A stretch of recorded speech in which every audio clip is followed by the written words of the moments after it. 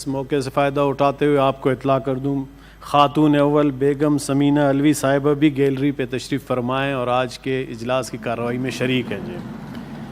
के अलावा deputy speaker कौमी असम्बली कासिम सूरी साहब भी गैलरी में तशरीफ़ फरमाएँ।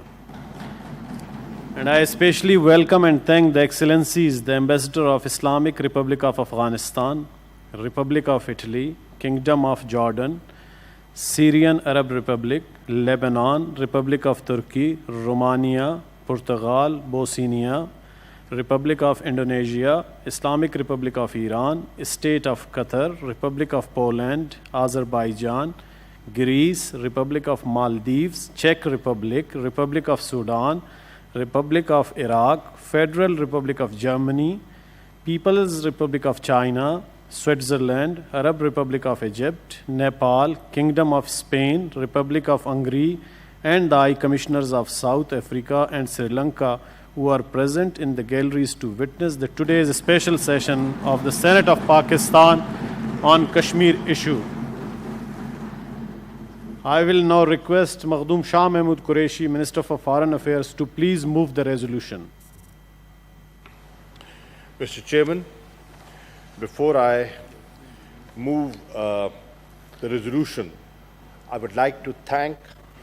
and acknowledge all parliamentarians and the entire parliamentary leadership for bringing this unanimous resolution on Kashmir, especially the Leader of the House in the Senate, Leader of the Opposition in the Senate, and Senator Mushahid Hussain Sayyid. Mr. Chairman, upon completion of 365 days since India's illegal and unilateral actions of 5th August 2019 and its continued human rights violations in Indian illegally occupied Jammu and Kashmir, the Senate of Pakistan reiterates its complete rejection of India's illegal and unilateral actions since 5th of August 2019, aimed at perpetuating its inhuman occupation of Jammu and Kashmir, emphasizes that these illegal Indian actions are a blatant violation of the relevant United Nations Security Council resolutions, bilateral agreements, and the precepts of international law, denounces the BJP government for taking advantage of the world's preoccupation with the COVID-19 pandemic to introduce new domicile rules in Indian-occupied Jammu and Kashmir in the attempt to illegally change the demographic structure of the region to advance its Hindutva agenda, declares that the illegal steps to turn Muslims into a minority in the only Muslim majority area in India are in clear violation of the UN Security Council resolutions, bilateral agreements, and international law, including the 4th Geneva Convention. Strongly condemns extrajudicial killings of Kashmiri youth in fake encounters and cordon and search operations by the Indian occupation forces, as well as arbitrary arrests and detentions of senior Kashmiri leaders and activists. Further condemns the refusal by the Indian occupation forces to hand over mortal remains of the Shohada to their families for proper burial. Also condemn burning and looting of Kashmiri houses to inflict collective punishment on the communities and neighborhoods. Deplores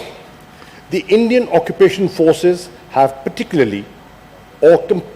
partially or completely blinded more than 11,000 Kashmiri civilians, including women and children,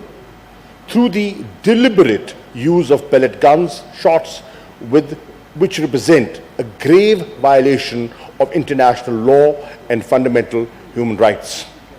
Denounces the fact that to divert attention from grave human rights violations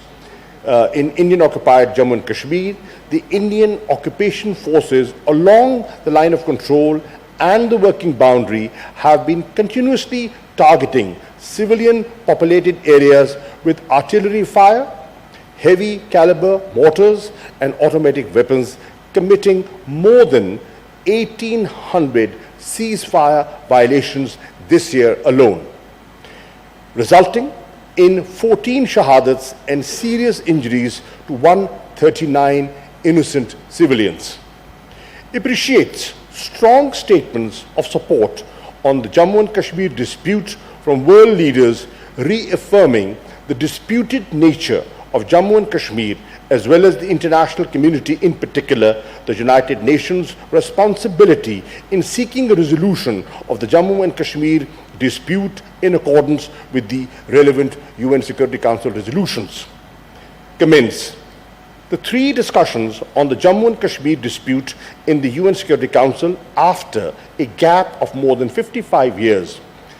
The 2 reports on the issue by the Office of the High Commissioner for Human Rights, the consistent support demonstrated by OIC and its human rights body, and the convening of 3 meetings of the OIC Contact Group on Kashmir. Applauds several world parliaments, international human rights organizations, as well as the international media who have been vocal in their condemnation of the ongoing military siege, communications blockade, and other restrictions by the Indian occupation forces in the illegally Indian-occupied Jammu and Kashmir. Appreciates the visits to Pakistan and Azad Kashmir by the United Kingdom's all-party parliamentary Kashmir group and the OIC Secretary General's Special Envoy on Kashmir. Stresses that the BJP leaders'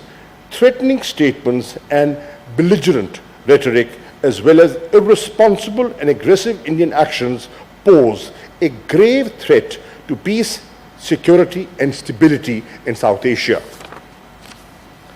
Sensitizes the world community again about the possibility of false flag operation by India and any ill-considered misadventure. Reaffirms the firm resolve of the people and the armed forces of Pakistan to thwart any act of aggression resolutely and effectively. Underscores that the RSS BJP dispensation in India is driven by the toxic mix of ideology, which is Hindutva, and hegemonic designs, which is Akhand Bharat, which pose a serious threat inter alia to the Kashmiri people under Indian occupation, to the minorities in India, and to regional peace and stability. Underscores that Jammu and Kashmir is an internationally recognized dispute and longest outstanding item on the agenda of the UN Security Council, and categorically states that illegal steps do not and cannot alter its disputed status. Reaffirms and applauds the inalienable right to self-determination of the people of Jammu and Kashmir as enshrined in the relevant UN Security Council resolutions and protected by international law. Reaffirms previous resolutions of the National Assembly and the Senate expressing unflinching, unwavering, and unstinting solidarity and commitment of the people of Pakistan with the people of illegally Indian-occupied Jammu and Kashmir. Pursuant to the above, this House, which is the Senate of Pakistan, demands the Indian government to rescind its illegal unilateral actions of 5th August 2019, immediately lift its inhuman military siege of the illegally Indian-occupied Jammu and Kashmir, stop its illegal measures to change the demographic structure of the occupied territory, stop extrajudicial killings of Kashmiri youth in fake encounters and cordon and search operations, release the illegally detained Kashmiri youth and political leadership. Remove restrictions on media, internet and mobile communications, movement and peaceful assembly. Provide access in India, in the Indian occupied Jammu and Kashmir, to human rights and humanitarian organizations, independent observers and the media. Repeal its draconian laws including Armed Forces Special Powers Act, Public Safety Act and Unlawful Activities Prevention Act. Withdraw over 900,000 occupation troops from the Indian occupied Jammu and Kashmir and give Kashmiris their inalienable right to self-determination. Calls upon the international community to use all tools at its disposal to hold India accountable for its illegal and unilateral actions and human rights violations against the Kashmiri people, pressurize India to adhere to its international human rights obligations and allow international media, humanitarian organizations and independent observers entry into Indian occupied Jammu and Kashmir to independently verify reports of abuse, violation and use of excessive force. Urges the UN Human Rights Council to constitute a commission of inquiry to investigate gross and consistent human rights violations in the Indian occupied Jammu and Kashmir being committed by the Indian occupation forces with impunity under the cover of two draconian laws as mentioned above, as recommended by the two reports of the UN High Commissioner for Human Rights. Reiterates that Pakistan will continue providing all possible support to the Kashmiri people until they achieve their legitimate right to self-determination through a free and impartial plebiscite under the auspices of the United Nations as recognized by the relevant UN Security Council resolutions. Thank you, Mr. Minister. I now put the